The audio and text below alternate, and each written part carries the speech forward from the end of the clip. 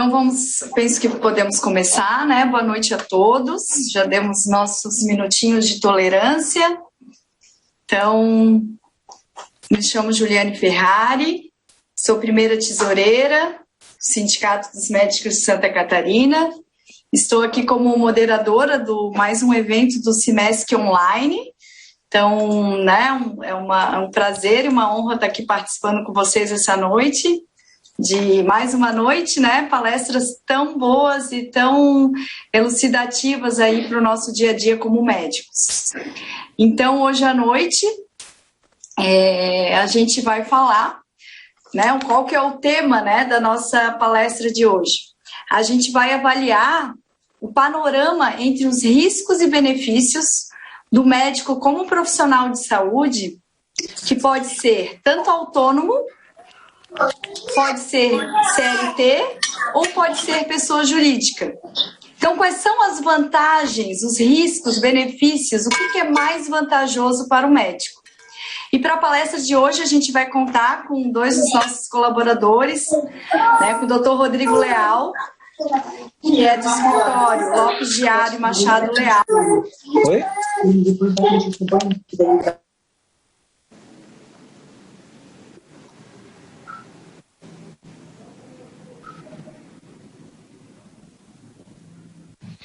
Doutora Juliane, seu microfone ficou fechado no momento. Ah, fechou. Isso, por favor. Obrigado. Ixi, desde quando? O que houve?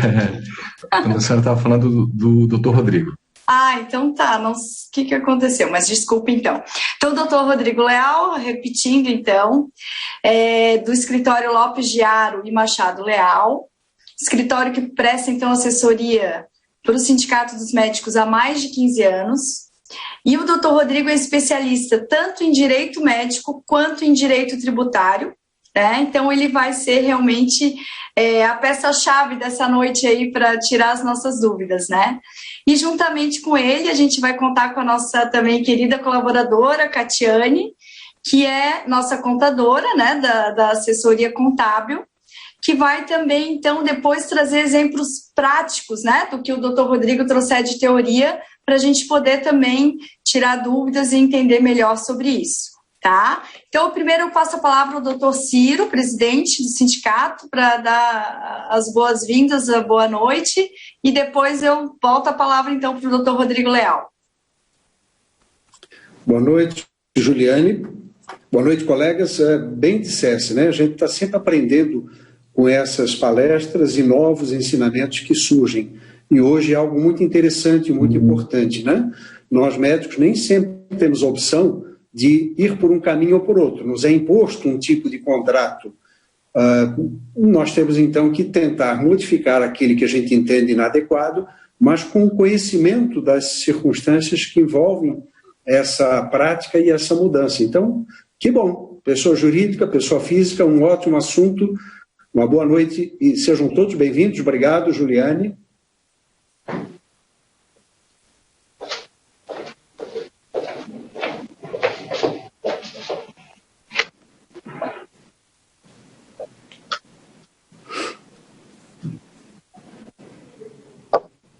Obrigada, doutor Ciro.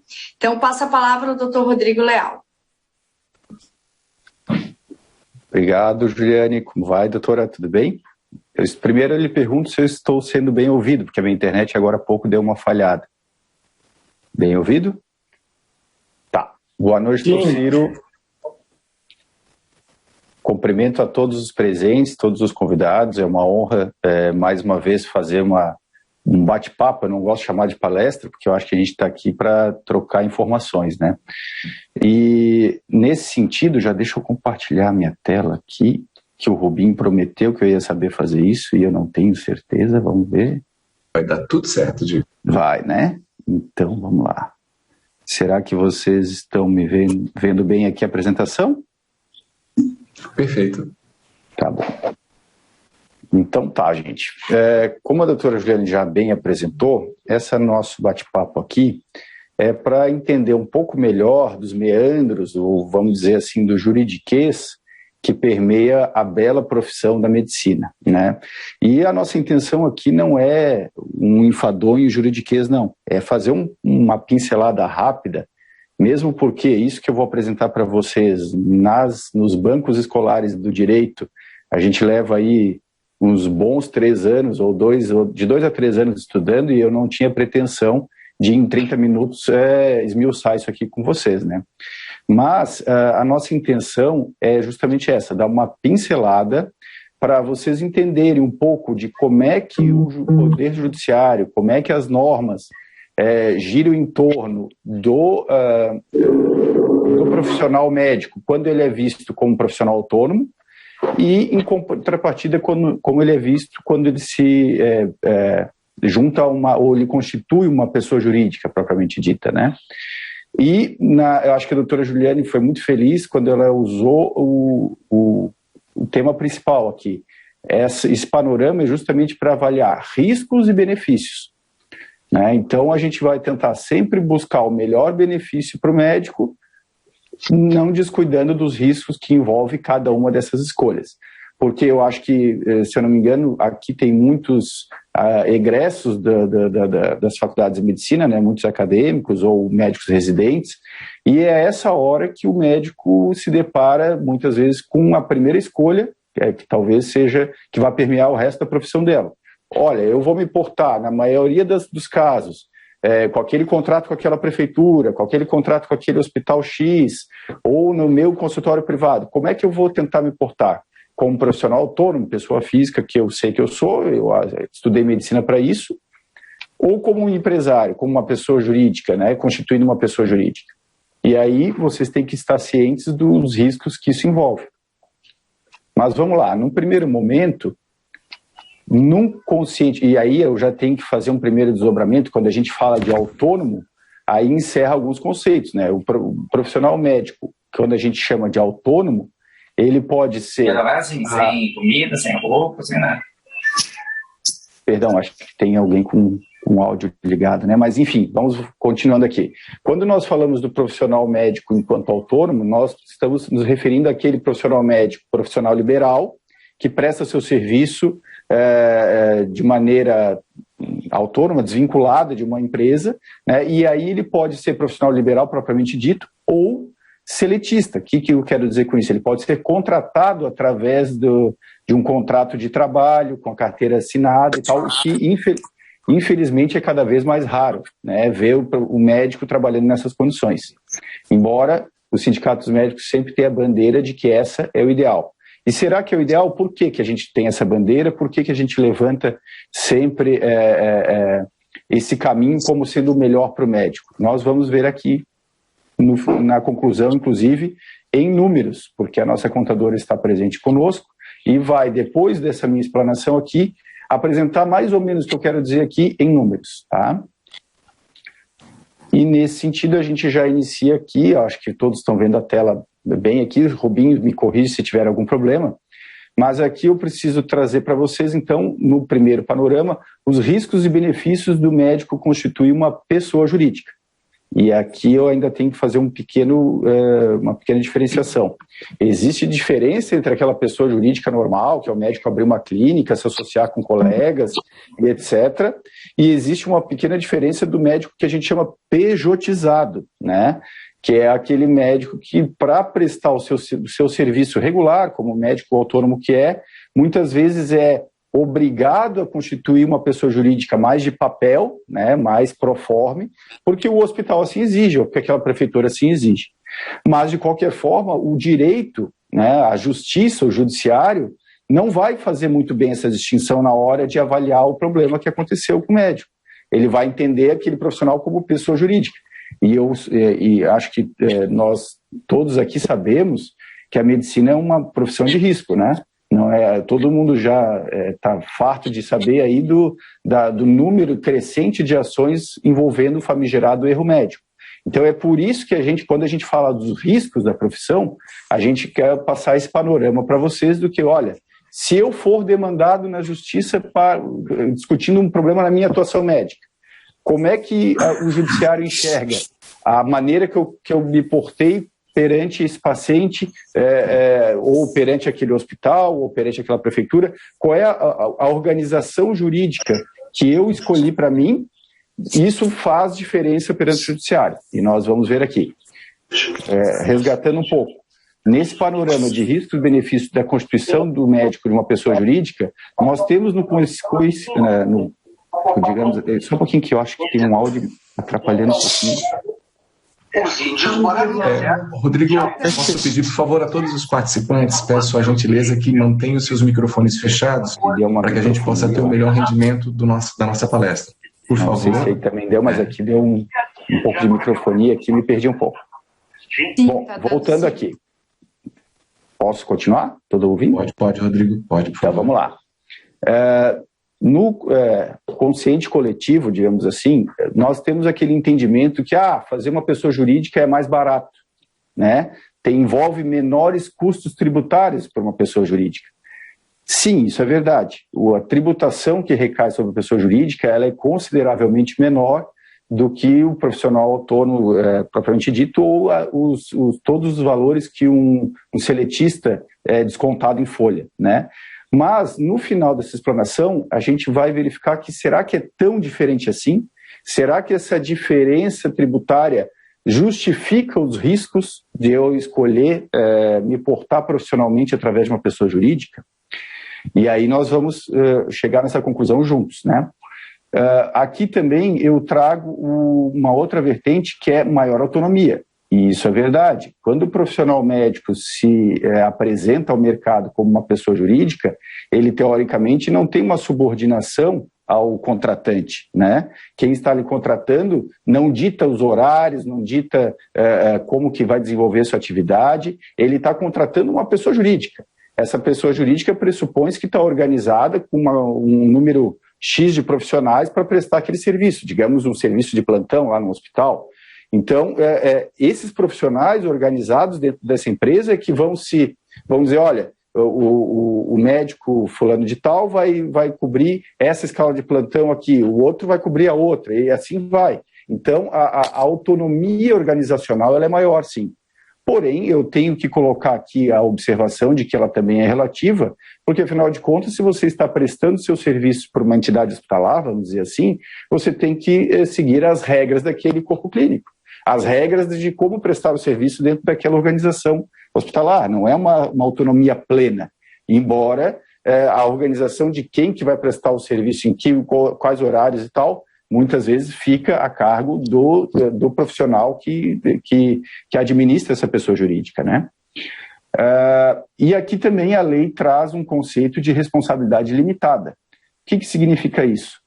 Você já deve estar bem acostumado a ver que a maioria das pessoas jurídicas diz lá, fulano de tal, LTDA, né? O que é o LTDA? Justamente a responsabilidade limitada. E limitada ao quê?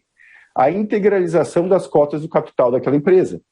Então, vamos dizer que eu vou abrir uma clínica médica, eu vou me juntar com mais 4 ou 5 profissionais, e eu vou constituir um ato de constituição societária, né, que é o contrato social. Lá vai ter todas as regras de como que essa pessoa jurídica se organiza, inclusive financeiramente, inclusive com o seu regime de tributação, com a escolha sobre lucro real, lucro presumido, que acho que a contadora pode explicar um pouco melhor no final. Mas para o que nos interessa aqui é que aquela pessoa jurídica ela tem uma responsabilidade limitada, a responsabilidade dela é limitada às cotas integralizadas daquele sócio. Então, digamos que ela venha responder futuramente numa ação judicial por qualquer motivo, a responsabilidade daqueles sócios estão limitadas a esse montante, exceto se esse profissional que resolver constituir uma pessoa jurídica se organizar na qualidade de empresário individual, que está aqui escrito. O empresário individual corre maior risco ainda, porque a responsabilidade dele é ilimitada. Existe uma confusão patrimonial entre o patrimônio dele e o patrimônio da empresa. Então, essa realmente é o pior tipo de pessoa jurídica que o médico pode pensar em constituir. Se ele for constituir uma pessoa jurídica, o que nós, em geral, não recomendamos, ele que não pense em ser um empresário individual, né? E, bom, aqui, Rodrigo, você falou sobre os benefícios. Teoricamente, tem menores custos tributários, tem uma maior autonomia, sim, e tem uma responsabilidade limitada. Porém, qual é o risco principal? O risco principal é o que nós chamamos de responsabilidade objetiva. E para explicar esse ponto aqui, eu vou me valer da lei, né? Porque, afinal de contas, a gente está falando aqui do como é que o universo jurídico enxerga essa relação. Então, nada melhor do que a gente buscar a lei para isso aqui. Eu vou deixar em stand-by e puxar o outro quadro, que é aqui, ó, um comparativo entre o médico profissional. Lá a gente falou dos benefícios e riscos de um médico se constituindo uma pessoa jurídica, e aqui a gente vai falar um pouquinho sobre os benefícios e riscos do médico como profissional autônomo, né?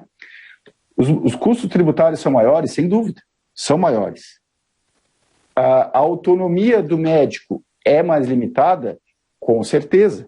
Normalmente ele vai fazer um contrato de prestação de serviço direto, é ele o contratado, né? Então, o contratante, vamos dizer o hospital ou aquela prefeitura, vai estipular para ele uma série de regras que ele tem que seguir, uma série de responsabilidades que ele tem que cumprir, inclusive com penalidades, né? Então, se ele faltar aquele plantão, ele vai ser responsabilizado diretamente. Provavelmente não vai ter um outro profissional daquela, se ele se organiza numa pessoa jurídica, um cobre o outro, aquela coisa que a gente sabe como é que funciona, né? Aqui não, ele está se submetendo a uma contratação direta, ou muitas vezes, inclusive, como um empregado, né? Um empregado com um dedinho para colocar no ponto biométrico e etc. Então a autonomia é um pouco mais restrita, sim. Os custos tributários são um pouco mais restritos, sim. E ele também assume os riscos da atividade, claro.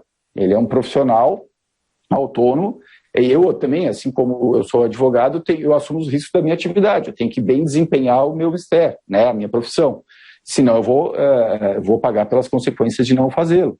O médico da mesma maneira, né? Embora eu tenha colocado aqui, ó, que quando o médico é empregado, leia-se seletista, o risco da atividade é um pouco mitigado, porque se tem um entendimento jurídico que quem absorve no primeiro momento o risco dessa atividade é o empregador, né? É a empresa que contrata esse profissional, vale dizer o hospital, por exemplo, embora ele tenha direito de regresso contra esse profissional se essa empresa puder comprovar que ele agiu mediante culpa, que a gente vai ver esse conceito um pouquinho mais para frente. Mas a principal discussão que eu quero trazer com vocês aqui é a tal da responsabilidade. No slide anterior, eu me peço licença para voltar aqui, eu coloquei para vocês que a pessoa jurídica do médico tem uma responsabilidade objetiva e a pessoa física do médico, eu trago para vocês agora, tem a responsabilidade subjetiva. O que significa isso? Aqui que está o X da questão. E nós vamos ver um pouquinho mais adiante, nos valendo da lei. Então vamos lá, se a gente fala em lei, a gente fala também em tribunais. Como é que os tribunais enxergam essa relação desse profissional se ele se reveste de uma pessoa jurídica para prestar seus serviços ou se ele presta o seu serviço de maneira direta, de maneira autônoma, mesmo que um empregado seletizado, né? Vamos ver. E aqui eu vou passar muito rapidamente porque o juridiquês é um pouquinho árido. Vamos lá. A responsabilidade subjetiva. Aqui nós trazemos o conceito de culpa, vocês podem ver aqui, está escrito, conceito de culpa. E vamos entender com um pouquinho mais clareza aqui. O Código Civil, no seu artigo 186, nos traz a noção de que aquele, por ação ou omissão voluntária, negligência ou imprudência, violar direito e causar dano ao trem, ainda que exclusivamente moral, comete um ato ilícito. Então vamos ver. Aqui pode ser encaixada a atividade médica? Sim. A gente poderia ler essa frase com o seguinte: o médico que por uma ação ou omissão voluntária, ou seja, ele por um ato cirúrgico que ele desempenhou, ou por uma omissão de socorro, pelo não fazer aquele ato médico quando deveria. Então temos o conceito de ação de omissão. Agir com negligência ou imprudência e aí causar dano ao seu paciente, ainda que esse dano seja exclusivamente moral, pode não ser um dano físico propriamente dito, pode ser um dano exclusivamente moral, a lei diz que isso é um ato ilícito. E o artigo 927 vem aqui, de roldão, e já nos diz: Aquele que por ato ilícito causar dano ao trem, aqui a gente volta para o conceito de dano, fica obrigado a repará-lo. Então, nesses 2 pequenos artigos aqui, a lei é muito pródiga em resumir as coisas, coisa que o advogado não sabe fazer, né? Muito resumidamente, ele nos dá todo o conceito de responsabilidade civil subjetiva. Vamos entender qual é a diferença da responsabilidade objetiva e por que tem esse nome estranho, subjetiva e objetiva. Ora, o subjetivo nos dá uma ideia de sujeito. E aqui, então, a análise jurisdicional em cima daquele ato médico, vai dizer assim, ela vai estar atrelada à análise do sujeito. O sujeito, ou seja, o médico, no nosso exemplo aqui, ele agiu bem, ele fez bem o seu mistério, ou ele agiu com negligência, com imprudência, com imperícia, que são as 3 palavrinhas mágicas da responsabilidade? Vamos verificar se ele se acautelou de ter uma UTI ao fazer o seu ato cirúrgico, de ter uma UTI de salvaguarda, de ter um banco de sangue disponível para fazer aquela intervenção mais complicada. Será que ele teve ou ele não se acautelou desses cuidados e ele agiu com negligência, então? Será que ele tinha especialidade específica para aquele ato cirúrgico? Será que ele se aventurou numa especialidade que ele não tinha? Ou seja, será que ele agiu por imperícia? Então, você entende que aqui, para acontecer a culpa, a obrigação de reparar o dano, que a gente chama de indenização, o judiciário vai fazer uma análise com lupa, digamos assim, no ato daquele agente, no ato daquele médico, se esse ato se revestiu de negligência, imprudência e imperícia. Vocês começam a entender a diferença. Já que no conceito de responsabilidade objetiva, que lá no começo da nossa exposição a gente explicou para vocês que é como o judiciário enxerga as pessoas jurídicas, lembra? O conceito aqui é um pouco diferente. Não se analisa mais o sujeito, não se analisa mais aquela conduta daquele médico. A responsabilidade aqui é objetiva, ou seja, objetivamente a gente já parte do pressuposto que houve um problema.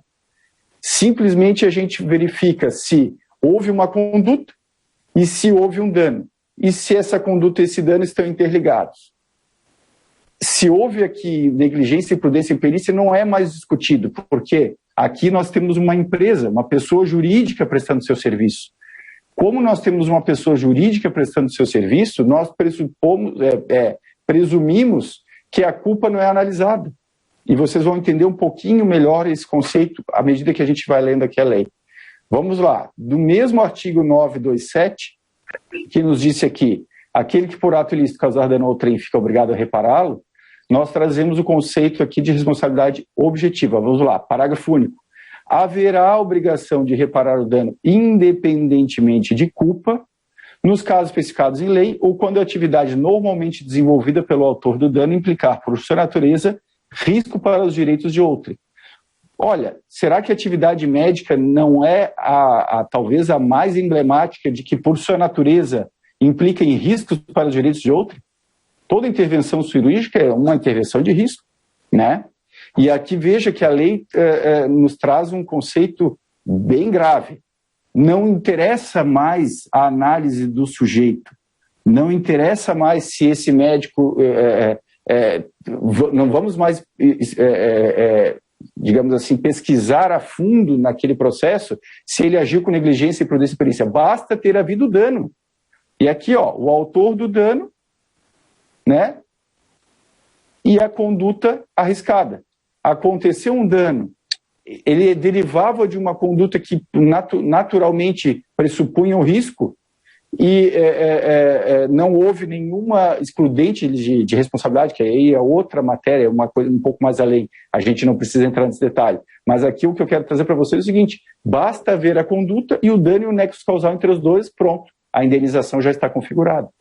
Então eu quero explicar para vocês aqui, e a gente precisa ser sucinto, que quando o médico se apresenta perante a sociedade como uma pessoa jurídica, ele já está assumindo um risco duplo. Primeiro que a atividade dele envolve risco naturalmente. Segundo, que ele não tem mais essa proteção legal de dizer não, embora tenha acontecido um dano, caso você tenha como comprovar que não houve uma negligência da sua parte, que você desempenhou o seu ato médico de maneira tranquila e perfeita, pronto. Pode ter havido dano, pode ter havido óbito do paciente, pode ter havido o resultado um pouco diferente do que ele imaginava que ia acontecer, ou a evolução natural da doença não se conseguiu reverter. Tudo bem, mas você não agiu, você médico, não agiu com negligência, nem imprudência, nem perícia. Então nós vamos absolvê-lo desse dever de indenizar. Já a pessoa jurídica não tem essa chance. Ela responde objetivamente, ou seja, caracterizado está o dano, caracterizado está o nexo causal, a indenização se impõe. E aí eu vou complicar um pouquinho mais esse conceito quando a gente entra na seara do Código de Defesa do Consumidor, que eu coloquei a sigla aqui, CDC. O Código de Defesa do Consumidor traz também esse conceito da responsabilidade dos profissionais liberais dependente e independente de culpa. Vamos ver como é que ele traz? Vamos lá, o artigo 14 do Código de Defesa do Consumidor diz: o fornecedor de serviços responde, independentemente da existência de culpa, pela reparação dos danos causados aos consumidores por defeitos relativos à prestação de serviços. Veja, se o médico se coloca no mundo jurídico como uma pessoa jurídica, ele é equiparado a um fornecedor de um serviço. Ele não é mais um profissional autônomo. Veja a gravidade disso. Ele é uma empresa, ele está fornecendo um serviço. Então, se ele causar um dano, ele vai responder de novo. O Código de Defesa do Consumidor reforça a ideia do Código Civil. Ele vai responder independentemente de culpa. Vamos ver como é que o profissional autônomo responde perante o Código de Defesa do Consumidor também, ainda na questão do artigo 14, ali, ó, parágrafo 4º. A responsabilidade pessoal dos profissionais liberais será apurada mediante a verificação de culpa. Veja como o Código de Defesa do Consumidor também faz diferença aqui. Ele diz, olha, por mais que você esteja prestando um serviço, e a gente possa incluir isso na ótica do Código de Defesa do Consumidor, se você for apenas um profissional liberal e não uma pessoa jurídica, você ainda assim responderá mediante a comprovação ou a verificação de culpa. Quem está lhe acusando vai ter que provar, por mais que estejamos numa relação consumerista aqui, numa relação de prestação de serviço. Você não é uma pessoa jurídica, você é um profissional autônomo, ótimo, vamos ver se o senhor agiu com culpa, o senhor ou a senhora, né? Diferente aqui nós estamos falando de uma empresa, de um fornecedor de serviço. Vocês compreendem? Fazer palestra assim só para a tela é um pouco diferente, né? A gente não consegue entender se as pessoas estão entendendo.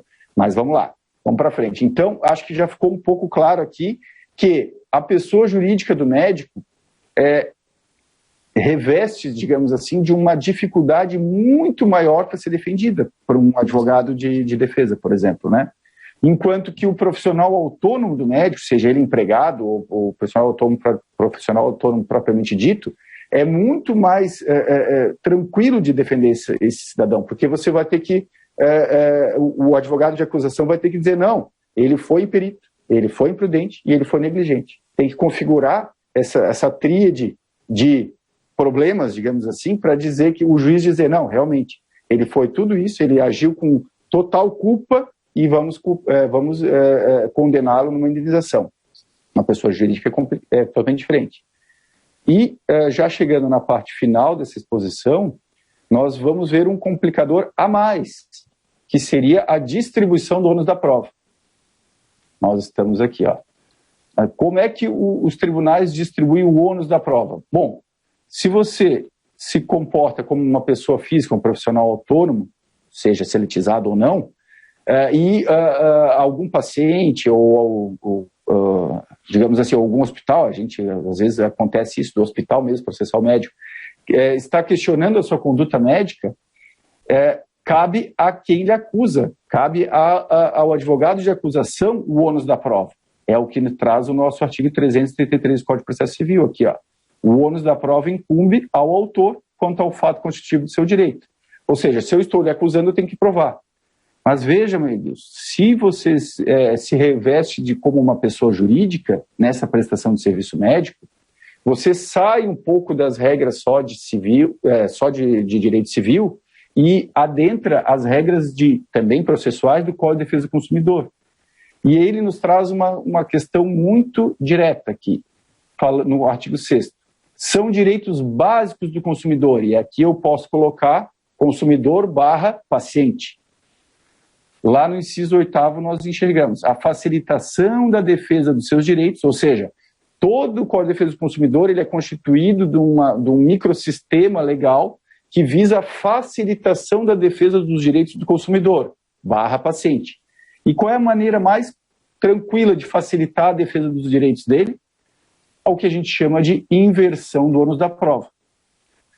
Então, veja bem, quando um advogado de acusação resolve acusar um médico, ele vai ter que passar o processo todo. Primeiro, contar bem direitinho o que aconteceu, qual foi a intervenção médica que o cliente dele, ou o paciente, sofreu, qual foi o desdobramento que se deu ali, e vai ter que provar por A mais B que o médico foi negligente e perito imprudente.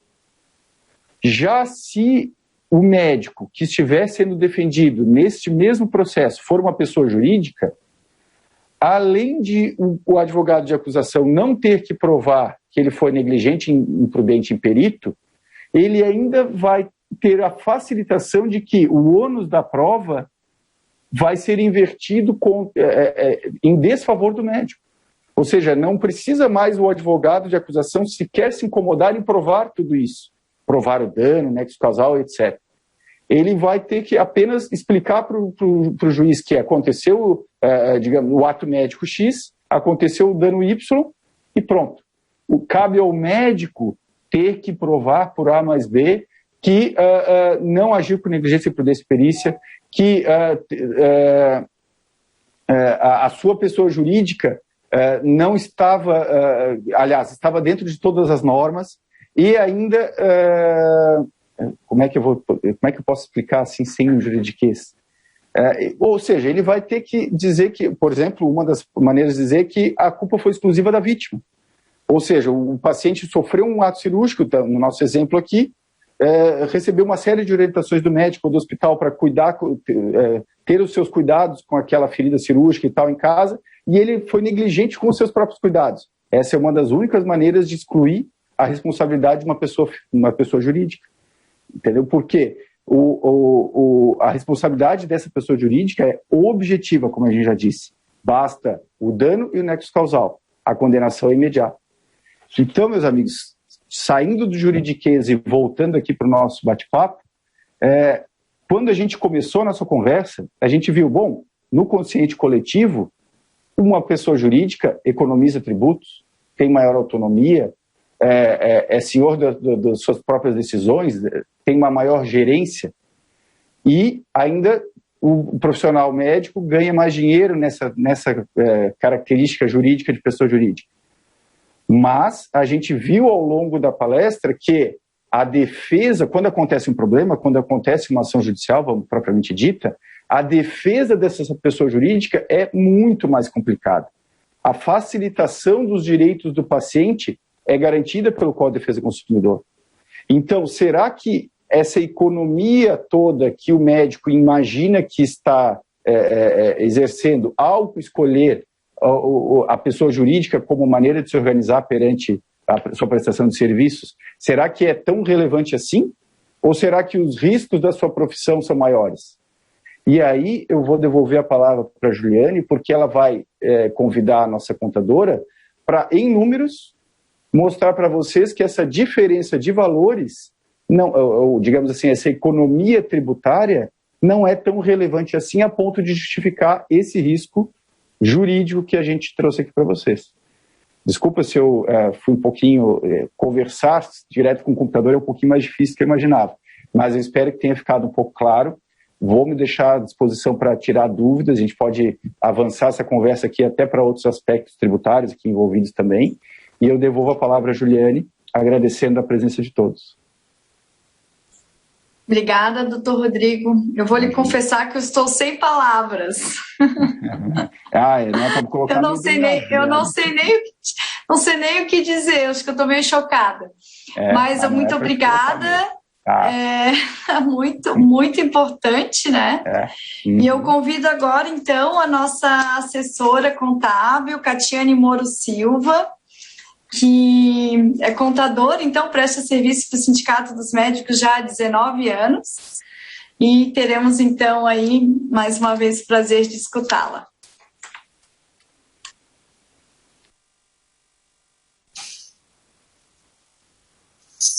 Boa noite a todos, né?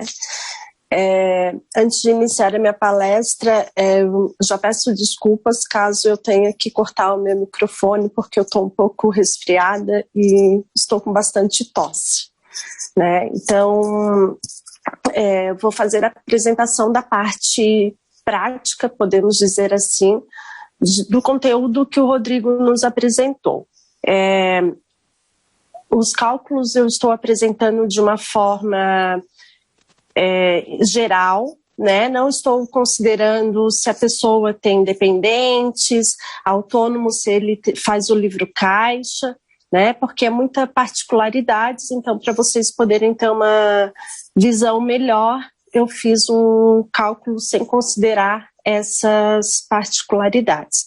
Então, Rubinho, poderias colocar outro slide? Isso. Então, eu comecei fazendo uma comparação de um valor alto, né, e de um valor menor, para justamente vocês terem uma visão de quando a pessoa jurídica ela é vantajosa. Então, no caso de quem é contratado pela CLT, se ele tem um salário bruto de R$10.000, ele tem os impostos do INSS e do imposto de renda e tem um salário bruto, um salário líquido, desculpa, de aproximadamente R$7.500.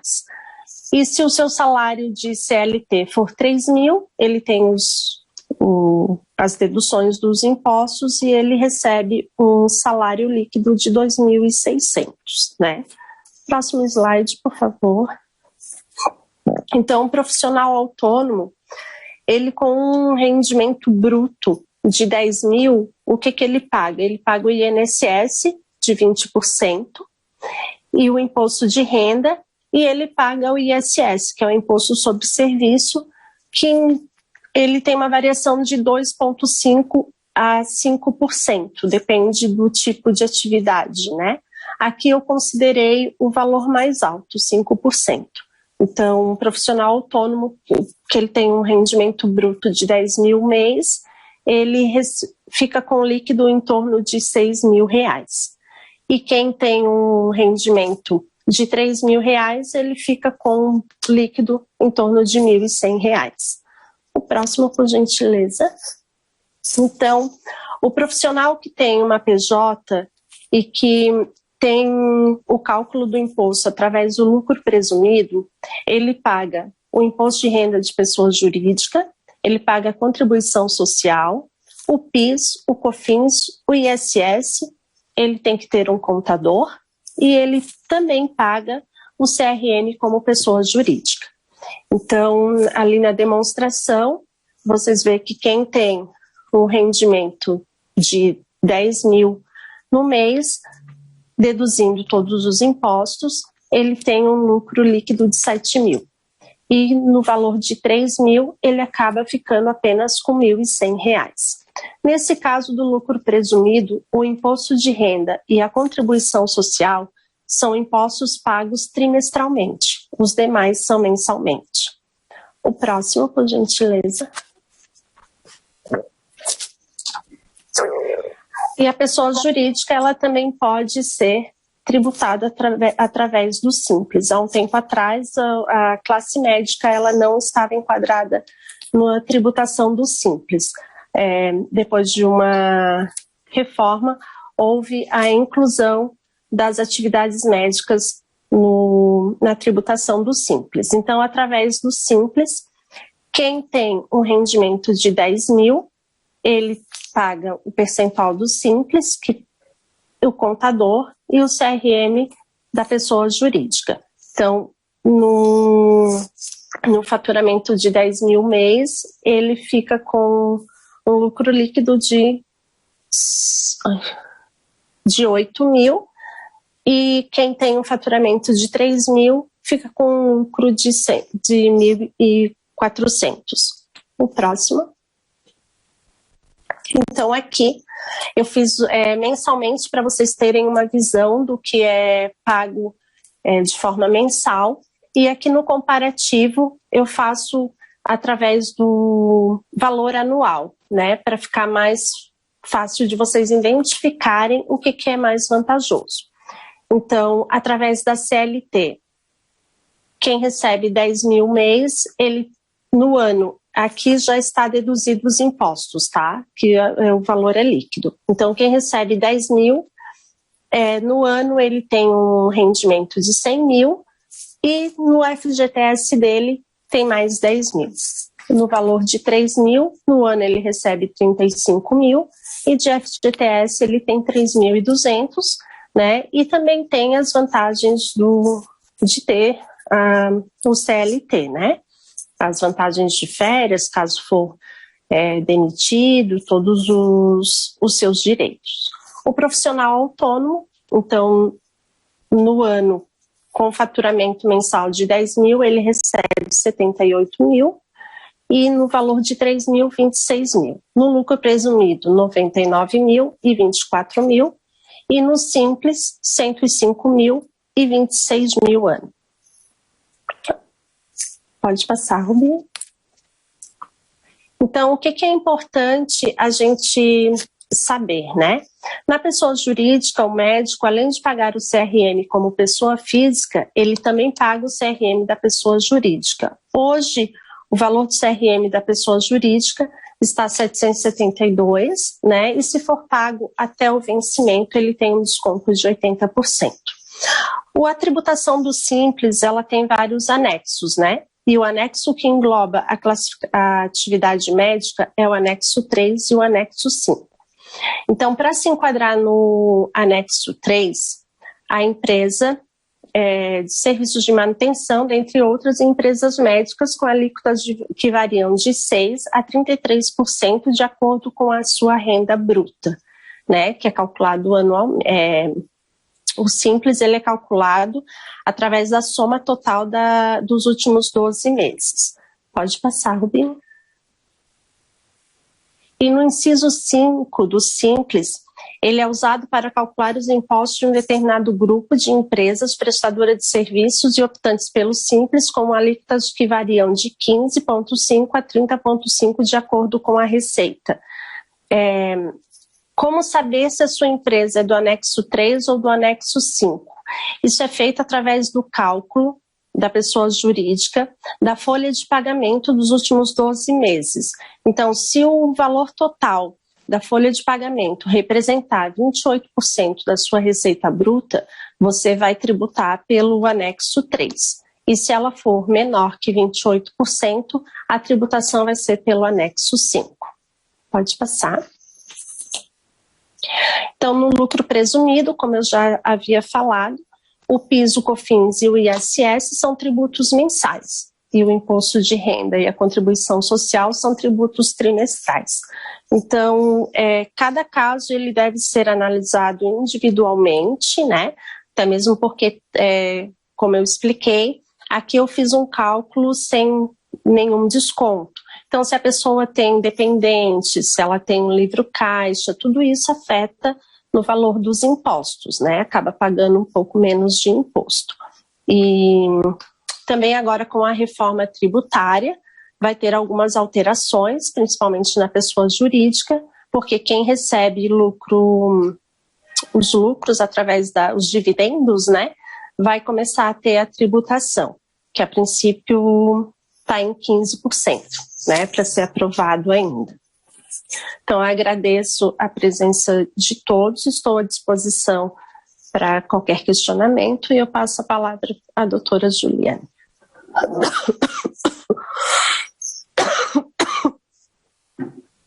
Obrigada, Catiane. Sei que o teu sacrifício não é fácil, né? Tá doente e ter que honrar aí com os compromissos, né? Não, ainda bem que eu quase não tossi. Tá, muito obrigada, né? Pessoal, doutor Ciro, já vi que o doutor Ciro já deu um sorrisinho ali, se eu quer comentar, abrir os comentários, doutor Ciro. Estou vendo aqui que o pessoal ainda não botou nenhuma pergunta aqui no chat, fiquem à vontade, ou quem quiser também, né, levantar a mãozinha aqui e que a gente possa ir chamando um por um, porque, como eu falei ali, fiquei sem palavras, né, porque achei realmente... É um assunto difícil, né, doutor Rodrigo? Não é um assunto fácil. Pelo menos a gente não sai da faculdade sabendo, né? Ninguém nos ensina, a gente vai aprender aí muitas vezes na prática e cometendo alguns erros e fazendo algumas escolhas. E algumas vezes eu também percebo que, né, nos contratos de trabalho, que até o próprio doutor Rodrigo comentou comigo outra hora, que às vezes a gente é obrigado também, né?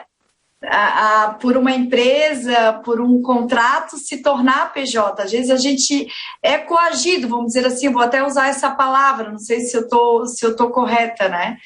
Então, eu vou deixar primeiro o doutor Ciro falar, e eu gostaria, então... já temos perguntas ali no chat que as pessoas vão então, escrevendo e que eu vou chamando um por um, tá? Pode seguir pelos colegas que estão se manifestando, Juliane. Então, tá ótimo. Então, vamos ver aqui. Primeiro, temos aqui o doutor Paulo Ricardo.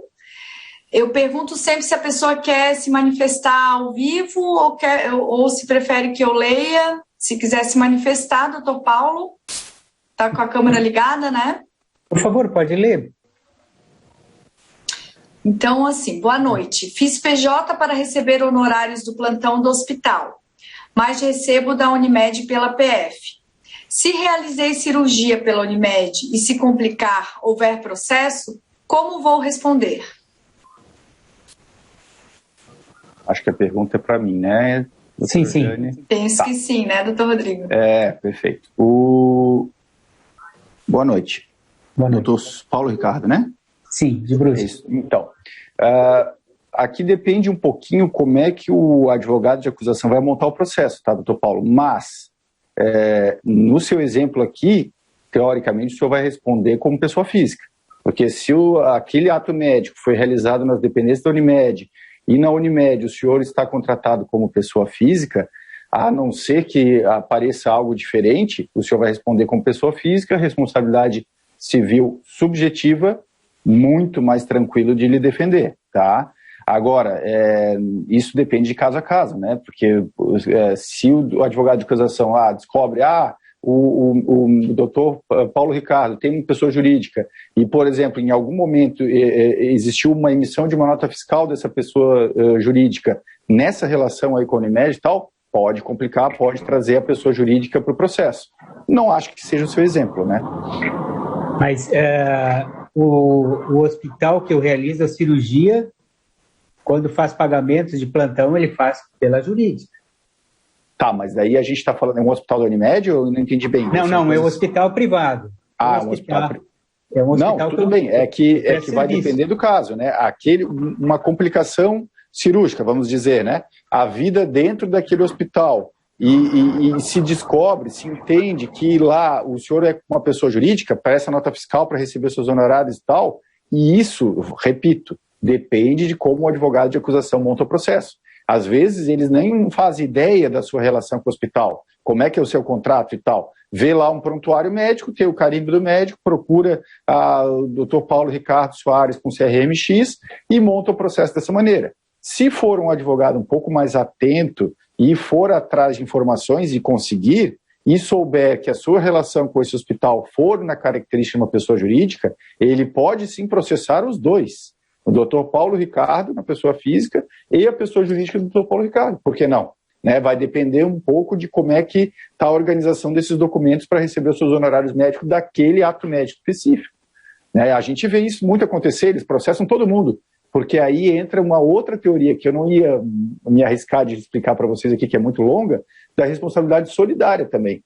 Toda a cadeia de prestação de serviço pelo Código de Defesa do Consumidor é considerado solidário, ou seja, vale dizer, o plano de saúde, o hospital onde foi desempenhado o serviço, o profissional que desempenhou o serviço, Paulo Ricardo, a pessoa jurídica do Paulo Ricardo também. Então, às vezes, é pelo SUS, vem o município junto, vem o Estado junto. Então, toda a cadeia daquela prestação de serviços é responsável solidária. E a solidariedade aqui é um aspecto. Depois a gente pode desdobrar, e o processo serve para isso, qual é o grau de responsabilidade de cada um desses atores. Mas a responsabilidade solidária, a facilitação dos direitos desse paciente, ele pode escolher contra quem litigar, literalmente escolher. Eu quero litigar só contra o hospital porque eu acho que o hospital é superavitário e eu não vou ter muito problema com isso, responsabilidade objetiva mesmo, pode acontecer. Não, eu quero colocar o médico aqui porque eu sei que foi ele que fez aqui, teve um problema específico na atuação dele, ou ele fez uma cirurgia que não tinha a qualificação técnica para isso e tal, ele pode literalmente escolher, vai depender muito dessa montagem, tá? Mas respondendo objetivamente a sua pergunta, na Unimed, se o senhor se apresenta apenas como pessoa física e aquele atendimento foi revestido só de uma característica profissional autônomo, não tem por que ser diferente disso. O senhor vai responder pela teoria da responsabilidade subjetiva. Muito obrigado. Nada. Obrigada, doutor Paulo, doutor Rodrigo. Vamos lá ao próximo, então. Doutor César, você gostaria de fazer a sua pergunta ou que eu leia? Se o doutor César está aqui. Olá, eu posso fazer a pergunta diretamente ao doutor Rodrigo. Perfeito. Com relação à cirurgia plástica estética, mesmo sendo pessoa física, continua respondendo por responsabilidade subjetiva? Ou em qual passa a ser objetiva? Não, é que aqui é um pouquinho diferente, doutor. Claro, como eu lhe disse, num exíguo espaço de tempo aqui a gente não poderia abordar tudo do direito, né? Mas aqui, quando o senhor fala em cirurgia plástica, é uma outra vertente um pouquinho diferente, que é o que a gente chama de obrigação de resultado. Então, apesar de o senhor responder subjetivamente, apesar de ter que ter a caracterização de uma negligência, de uma imprudência, uma imperícia sua, o judiciário entende que, na verdade, o senhor se comprometeu numa cirurgia especificamente estética, e vale dizer que nem toda cirurgia plástica é só estética, existe cirurgia plástica reparadora, lógico, né? Mas no caso de uma cirurgia plástica estética, o judiciário entende, e eu acho isso um entendimento bem questionável, que a obrigação é de resultado. Vale dizer, você tem que entregar o resultado mais próximo possível da técnica, lógico, tem a limitação da técnica aí, né? Que aquela paciente esperava ter, né? E aí entra uma discussão infindável, e a gente bate muito nessa tecla, porque o que a paciente esperava ter, e a gente já usa o A como se não pudesse ter o paciente também, né? Vamos falar no lato sensu aqui. O objetivo que o paciente procura é muito subjetivo, é extremamente subjetivo. Então, mesmo em processos que envolvem cirurgia plástica, estética, que a gente sabe que é de obrigação de resultado, a gente ainda consegue separar um pouco as coisas para os juízes, aqueles que têm uma cabeça um pouco mais permeável, digamos assim, para explicar que existe uma limitação da técnica de um lado e existe uma subjetividade extrema de outro. E para dirimir essas dúvidas, que paira na cabeça do juiz também, existe o laudo pericial, que é um terceiro médico não envolvido diretamente naquela cirurgia, que vai analisar. E ele pode ser um profissional da cirurgia plástica, ele pode ser um profissional perito mesmo, né? Hoje em dia existe você deve saber, né? Existe a especialidade de perito mesmo, que pode explicar para o juiz, olha, a paciente era sonhadora, né? No bom português aqui, estava querendo virar Gisele Bündchen, não é isso, né? Então, ainda que a cirurgia, a obrigação seja de resultado, sim, tem muita margem de manobra para uma defesa bem feita, tá? E aí vale muito o laudo pericial. Perfeito. E talvez, doutor César, Juliane, se permite, doutor Rodrigo, a importância de ter um termo de consentimento prévio, né? Talvez seja muito importante isso. Podias comentar um pouquinho, Rodrigo? Ótimo. O doutor Ciro tocou claro, a gente sempre tenta ser sucinto, né? Mas ele tocou num ponto-chave. E eu não quis abordar na minha palestra. O Código de Defesa dos Consumidores exige, legal, está na lei isso, tá? Exige como um dos deveres acessórios de uma boa prestação de um serviço, o dever de informação.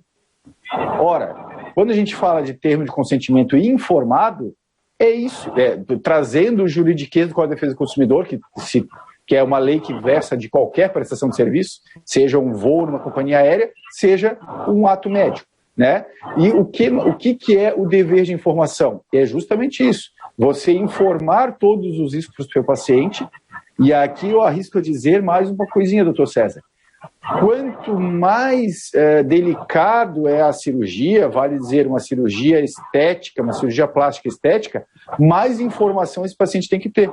Por exemplo, ele tem que ter informação de que ele pode desenvolver uma cicatriz hipertrófica, ele pode desenvolver um queloide, pode ter a deiscência de sutura, pode ter uma contratura capsular, pode, né, dando alguns exemplos aqui da cirurgia plástica. Se essas informações não estão perfeitamente esclarecidas, de preferência num documento para o paciente, eu já vi casos do cirurgião plástico ser absolvido pelo seu ato médico, pela sua cirurgia, porém condenado pelo juiz, porque apesar de aquela cirurgia, o perito lá ter dito, não, está tudo dentro da limitação da técnica, aqui o problema ocorreu porque uma característica da pessoa, da pele da pessoa teve essa cicatriz hipertrófica e tal, e o juiz entende isso, falou, não, correto, eu entendi que isso aqui depende do organismo e tal, e foge da alha do médico. Porém, eu vejo aqui no todos os processos e no prontuário que ele não apresentou para sua paciente um bom termo de consentimento informado com explicação de tudo que isso poderia acontecer. Então, ele vai ser condenado, sim, a uma reparação menor, provavelmente, claro, né? Normalmente porque não deixou o dano que foi causado não foi culpa dele. Porém, uma parte do dano, sim. Será que se aquela paciente tivesse todas essas informações, ela faria o mesmo ato? Talvez ela repensaria. Então, o médico pode ser condenado a indenizar tão somente pela ausência da informação completa. Agradeço muito a intervenção do Tocílio, completou bem. Obrigada. Temos mais aqui uma pergunta, doutor Daniel Gomes.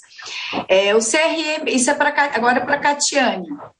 O CRMPJ, CRM pessoa física, são contribuições anuais, mas no cálculo comparativo foi colocado o valor anual do PJ como sendo mensal ou entendi errado? Não sei se a Catiane quer mostrar de novo.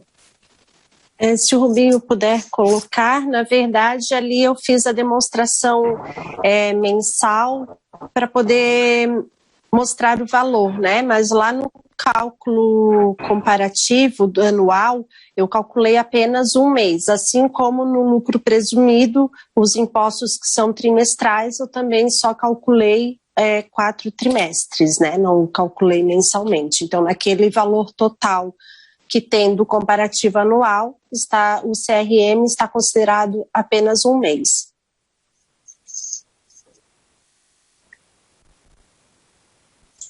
Acho que então ficou esclarecido, né? Não temos mais nenhuma pergunta, hoje o pessoal tá mais tímido. Eu poderia fazer uma pergunta, se me permite? Sim, doutor César, pode fazer então. O doutor Ricardo, ele falou aqui que se for para ser pessoa jurídica, que não seja então um empresário individual. Isso seria, por exemplo, montar uma clínica e colocar outros colegas médicos como sócios, seria isso então? É mais ou menos isso, doutor César. Desculpa, só uma correçãozinha, eu sou Rodrigo, tá? Ricardo minha dupla sertaneja ali. Não, tá brincando. Mas assim, não, é mais ou menos isso sim, doutor César, porque eu não sei se o senhor captou, porque eu falei muito rápido talvez, aquela questão da responsabilidade limitada, né? Quando nós temos uma pessoa jurídica normal aí, e o normal, entenda-se, vários sócios, né? Constituindo qualquer nome lá que se dê, limitada, existe uma proteção legal, né? A lei diz assim, bom, você está organizando o capital, organizando valores, organizando pessoas, organizando materiais, etc., para desenvolver uma atividade a bem do serviço, né? Da comunidade. Então, você é um empresário, você está assumindo o risco de bem desempenhar aquela atividade e ter lucro, ou ter prejuízo e falir, né? Você está colocando dinheiro na frente para servir a comunidade e ter o seu lucro. Bom, você vai ter o benefício do lucro e o benefício de uma proteção legal, que é justamente essa ficção jurídica de se criar uma pessoa, e é uma pessoa jurídica, por isso que ela é uma pessoa fictícia, que ela se desencaixa, digamos assim, da figura dos sócios. Então, os sócios estão aqui, cada um com o seu patrimônio pessoal, né, familiar, etc. e tal, e ele se reúne seus esforços para criar uma ficção jurídica, que é uma outra entidade, que é uma pessoa jurídica, e essa pessoa jurídica que vai prestar o seu serviço, claro que é através do sócio, é lógico, mas isso é uma ficção jurídica para dar proteção, e esses sócios aqui pegam uma parte do seu patrimônio, injetam nesse ente aqui figurativo, que a lei dá o nome de pessoa jurídica, e essa pessoa jurídica vai ter uma proteção. Que proteção é essa? Qualquer questionamento jurídico que recair sobre essa pessoa jurídica, ela vai responder até o limite desse patrimônio integralizado aqui. Por isso que a gente também, e os contadores devem ter esse cuidado. Não adianta tu querer fazer uma baita de uma pessoa jurídica que tem lá dentro ultrassom, tomografia e tal. Só de equipamento o cara tem 2 milhões injetado numa clínica e tu vai ver o capital social é 10 mil reais. Aquele capital social extremamente proforme, sabe, pífio. Isso dá ao entender para o juiz, muitas vezes, que, é uma pessoa jurídica quase que fraudulenta só por aí, entendeu? Porque tu tem que ter uma integralização patrimonial compatível, né? Inclusive os equipamentos que integram a pessoa jurídica, eles também integram o bolo societário, digamos assim, que vai responder perante a sociedade por qualquer problema na prestação desse serviço. Porém, essa pessoa jurídica está destacada, o patrimônio dela também, e os sócios, digamos assim, estão com os seus patrimônios pessoais protegidos. Se tu não se organiza dessa maneira, com que a gente chama de limitada, responsabilidade limitada ao quê? Ao capital social dela. Se você se organiza como um profissional, essa pessoa jurídica que você colocou unipessoal, a lei já não dá mais essa proteção toda, esse destacamento do patrimônio e o patrimônio se confunde da pessoa jurídica com o sócio unipessoal. E aí você vai responder como um profissional autônomo normal, né? Se o médico se comportar como profissional autônomo, ele vai responder com o seu patrimônio todo, e não com aquele patrimônio exclusivo da pessoa jurídica. É só essa ficção jurídica que a gente cria e dá esse revestimento, essa proteção, certo? Perfeito. Obrigado. Rodrigo Conrado Joinville, eu tenho uma pergunta para fazer. Doutor Conrado, quanto tempo? Tudo bem. Deixa eu te perguntar uma coisa bem prática que a gente vê assim na maioria dos médicos, Rodrigo. Por exemplo, aqui em Joinville, quase todo mundo atende Unimed e as consultas Unimed são pagas na pessoa física. Tá? E todos os outros convênios, as consultas e procedimentos são pagos na pessoa jurídica. Quer dizer, mesmo que tu não queira, às vezes, por exemplo, a Unimed não vai te pagar na pessoa jurídica a consulta. Perfeito. E os outros não vão te pagar na pessoa física as consultas e procedimentos. Qual seria a melhor maneira de fazer isso, no fim das contas? Porque, no fim das contas, tu acaba tendo que ter os dois. E pagar tudo dobrado e arriscar do mesmo jeito. É verdade. Não, aí que está, doutor Conrado, não sei se o senhor pegou lá quando a gente estava discutindo um pouquinho a dúvida do doutor Paulo Ricardo, que foi mais ou menos parecida. Eu estou desde o começo da reunião. Legal. Tudo vai depender de como é que se vai montar um processo, né? Então, vai depender de aonde que foi a prestação do serviço médico, vai depender de quais são os documentos que o advogado de acusação vai encontrar pela frente, né? Ele pode nunca saber que a sua organização perante aquele hospital X, hospital regional, ou digamos, algum hospital de Joinville, seja através de um contrato de pessoa jurídica. Talvez ele não chegue ao conhecimento dele isso, entendeu? Ele vai, o documento que ele vai ter na mão é um prontuário, muitas vezes, né? E aí, aquele prontuário está lá, doutor Conrado, CRMX. E aí, o processo vai se desenrolar em cima do doutor Conrado, profissional autônomo, digamos assim. Se ele descobrir que vocês têm uma pessoa jurídica e a prestação desse serviço defeituoso, que se quer julgar como defeituoso, foi naquela relação, e ele pode incluir pessoa jurídica do doutor Conrado, sim, e aí segue o baile com essa dificuldade de defesa. Fato.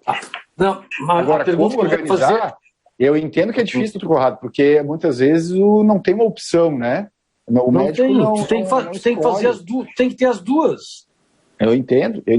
Agora, tu entende que os atos também são individualizados, né? Aquele ato perante a Unimed, ele vai ser, ele vai ser, digamos assim, escrutinado judicialmente como uma pessoa física, né? Porque não tem uma pessoa jurídica ali. Já no hospital, não é obrigatório, mas pode ocorrer do advogado de acusação descobrir essa relação do doutor Conrado, pessoa jurídica, com o hospital e colocar a sua pessoa jurídica no bolo também. Infelizmente, a gente precisava explicar o panorama. Agora, como fazer, muitas vezes não tem mesmo, né? Agora, se a classe médica se organizasse um pouco mais e exigisse uma mudança nesses contratos, talvez, né? É sonhar demais.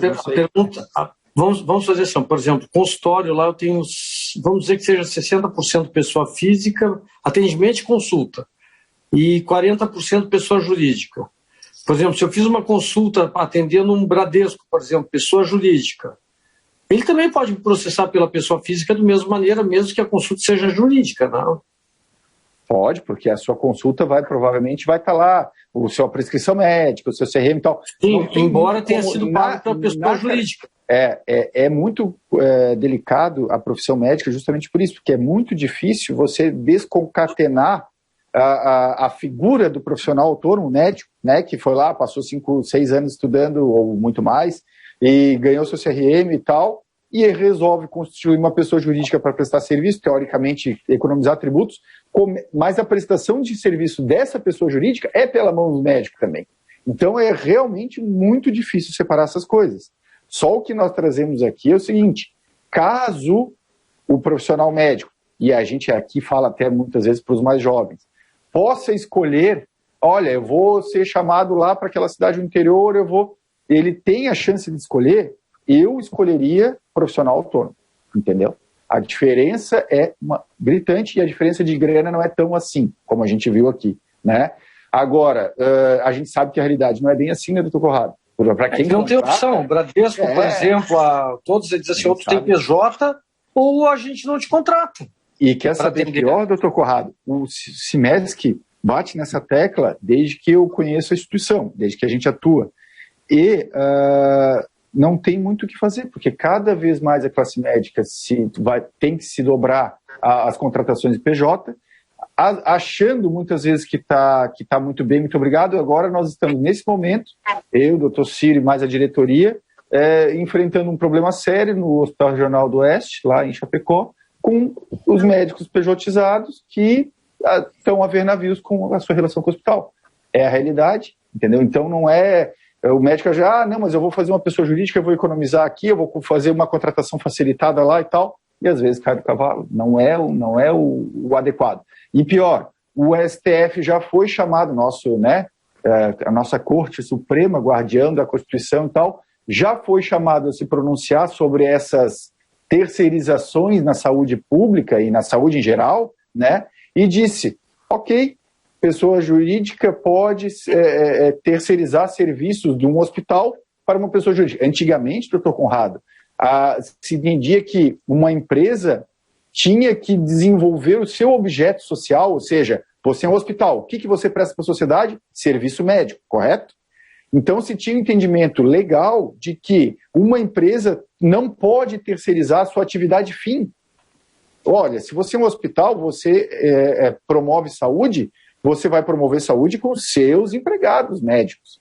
Esse era o entendimento que vigorava. Claro que a sociedade vai mudando, as questões financeiras também, e de um tempo para cá começou-se a terceirizar a atividade fim dentro de um hospital, por exemplo, ou na saúde pública e tal. E o STF já foi chamado a dizer, tá, STF, e aí? A Constituição sempre falou diferente, as leis também, o que tu acha disso? O STF disse, ok, tá valendo, terceirização de atividade fim é legal. E aí, como é que a gente descasca esse abacaxi? Né? Não nos ajuda. Obrigado, Obrigada, doutor Rodrigo. Vamos seguir aqui na ordem, então. Temos outra pergunta. A tributação da distribuição de lucros, que está no Congresso para ser votada, se aprovada, vai ser aplicada tanto para o simples como para o presumido? Poderia explicar um pouco sobre o que está para ser votado no Congresso, de uma forma resumida, se possível? Perfeito, acho que é para a Catiane, né? Catiane. Boa noite, doutor Daniel.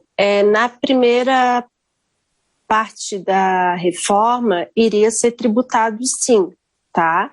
Mas na aprovação, eles fizeram alteração no texto, mudaram de 20% para 15% a tributação e tiraram as empresas que são tributadas pelo Simples e pelo lucro presumido, que faturam até 4 milhões e 800. Não respondido, né? Aí a Jennifer, eu acho que volta ali para o doutor Rodrigo. No caso da cirurgia plástica, então, não iria fazer muita diferença ser autônomo ou PJ num eventual processo, isso? Doutora Jennifer, a diferença fica um pouco menor, sim, tá? Mas eu ainda repito que numa PJ o problema é um pouquinho maior, porque basta ter a comprovação de que houve o ato cirúrgico e houve o dano, não se discute mais quase nada, a indenização, a condenação é garantida.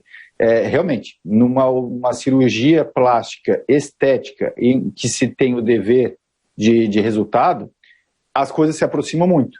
Mas como eu comentei na outra vez que eu falei sobre isso, nós conseguimos, e aí eu digo nós mesmos, né, a equipe jurídica do sindicato consegue exemplos, consegue alguns casos em que mesmo uma cirurgia estética com um bom laudo pericial formulado, com uma boa quesitação, né, perguntas feitas para o perito e tal, a gente ainda consegue separar as coisas e provar por A mais B para um juiz que, apesar de tudo isso, não, peraí, estamos dentro de uma reação prevista e previsível do organismo, por exemplo, o maquiloide, né?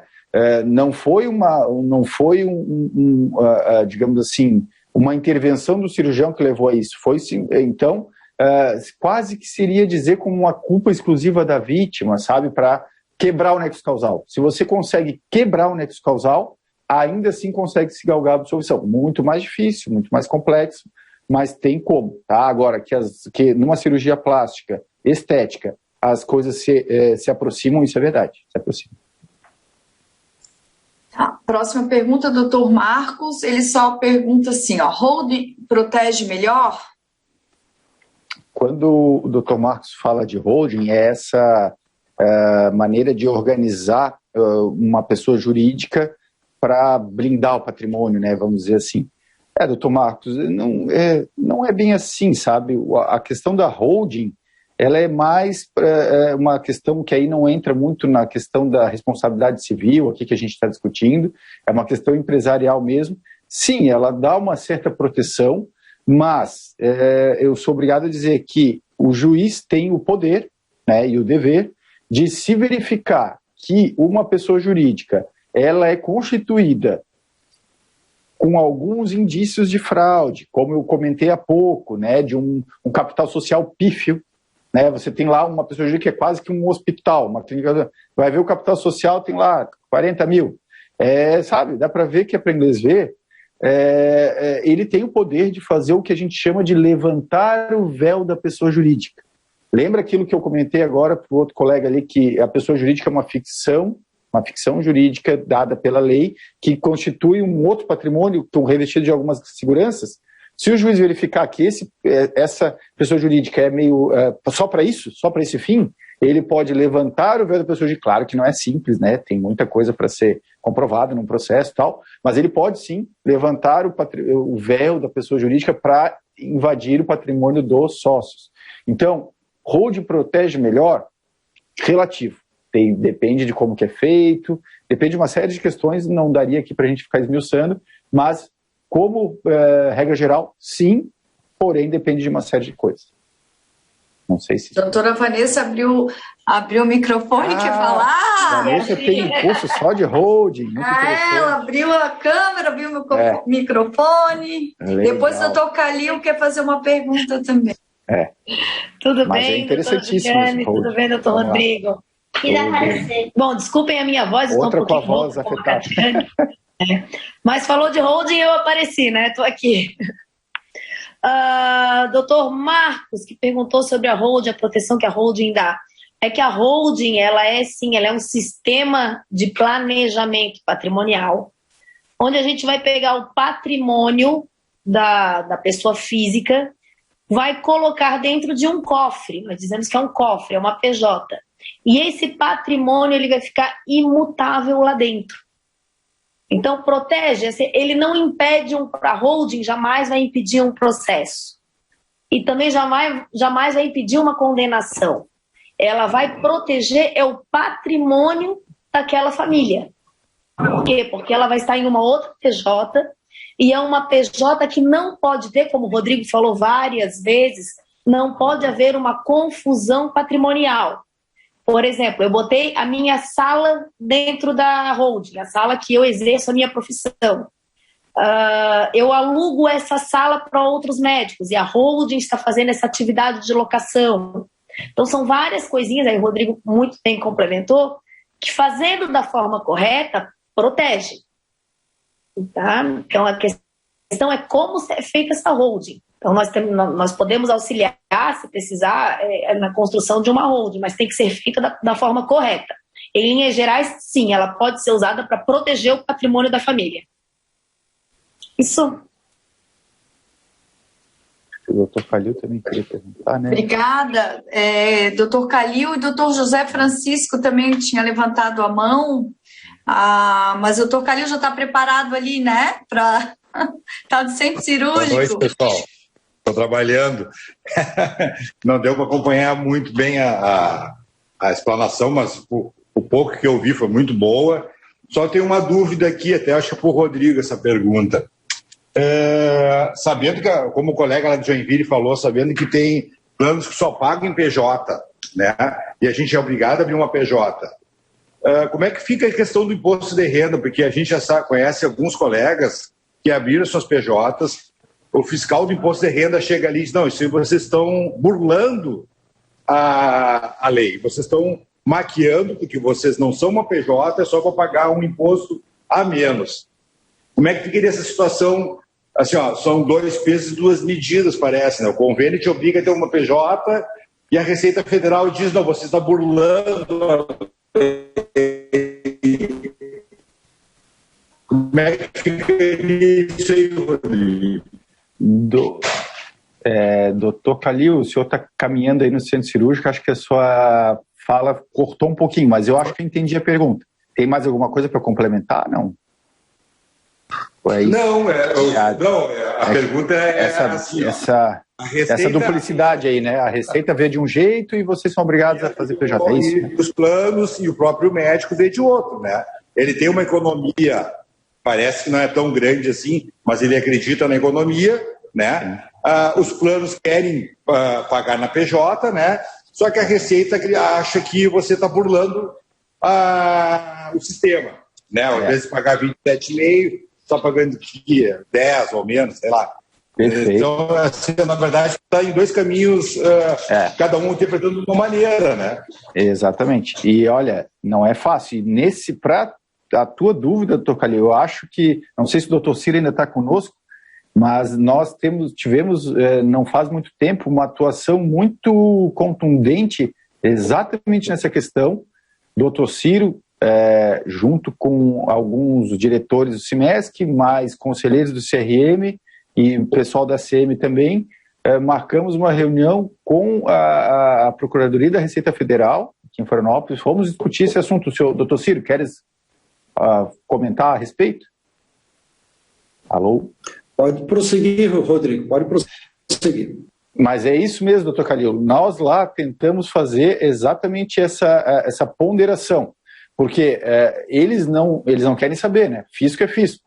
Eles já acham que tudo está sendo feito para elisão fiscal, né? Para ele de tributos, e muitas vezes não sabe a realidade que o médico enfrenta, que é uma imposição de parte a parte, seja de plano de saúde, seja a gente vê até setores públicos, aí, prefeituras e tal, exigindo isso também, seja dos hospitais, que exige isso do médico, sonegando direitos, né? O médico não pode se acidentar, o médico não pode ter um mês de férias bem planejado, com tranquilidade, sonegando um FGTS e tal, uma série de direitos, e ainda vem por cima o fisco dizer, não, isso aqui é tudo fraude, ainda vou te aplicar multa e tal.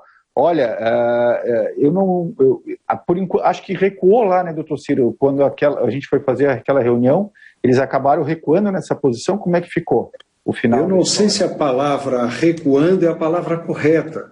Talvez ela tenha permanecido na gaveta, porque, infelizmente, a visão dos cidadãos da Receita Federal é apenas legalista e tributária. Não adiantou o COSEMESC, o sindicato que coordenava o COSEMESC, que marcou essa reunião há algum tempo atrás, não adiantou nós dizermos que o médico, muitas vezes, é obrigado a constituir pessoa jurídica. E, no final das contas, ele está sendo punido por fazer um drible tributário. Os da Receita não entenderam o que a gente disse, mas não mudaram da sua linha. E, se não recuaram, pelo menos talvez tenham deixado um pouco na gaveta e esperando o momento certo de prosseguir. Muitos médicos no Brasil inteiro, nós sabemos disso por contato com outros sindicatos, foram penalizados por essa burla fiscal, assim que a Receita entendia esse tipo de atitude por parte dos médicos. Repito, vivemos no Brasil, e o Brasil não é para amadores. Mas se posso complementar, doutor Ciro e doutor Calil, todas essas questões da Receita Federal são questões administrativas, tá? Então, muitas vezes são autos de infração administrativos que geram multas tributárias e tal, o que nada impede de primeiro esgotar a via administrativa para discutir o assunto, né? Isso se faz com o advogado, lógico.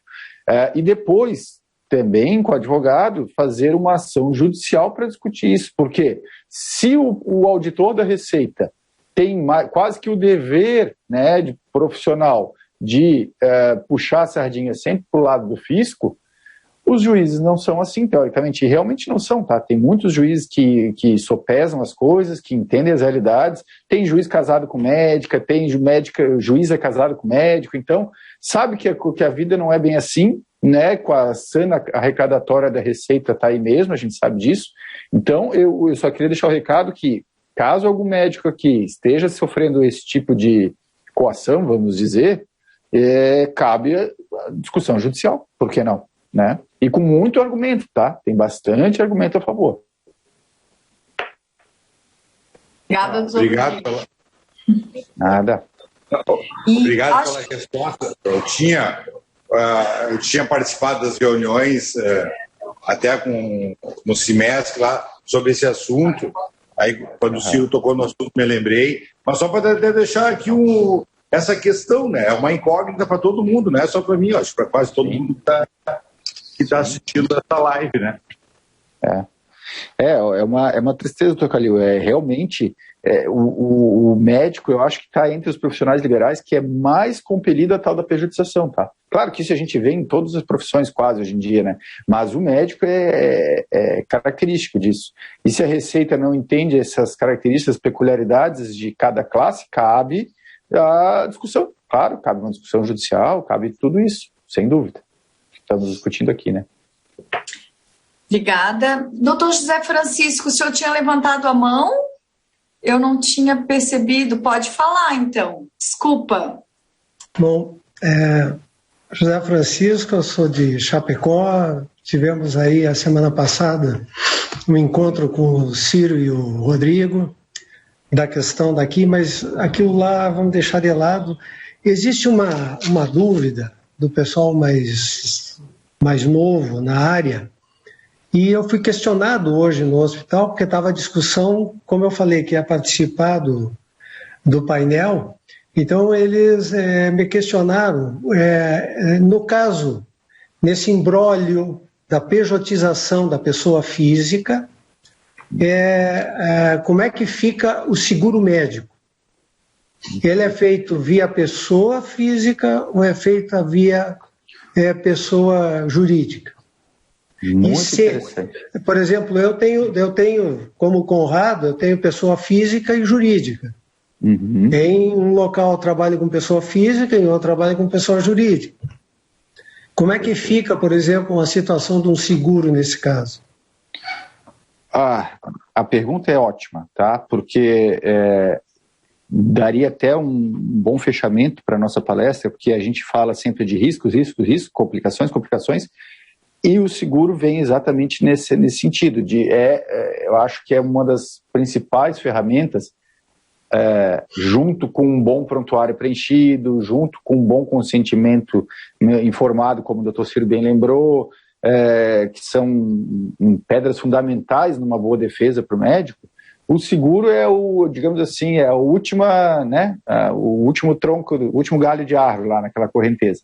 Porque o seguro, ele não protege só uma indenização no último caso lá, no caso de uma condenação.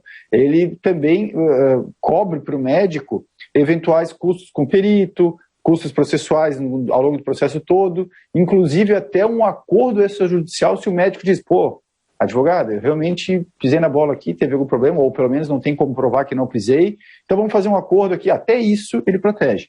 Porém, a sua dúvida era, e aí, quando o médico também é profissional autônomo e também pessoa jurídica?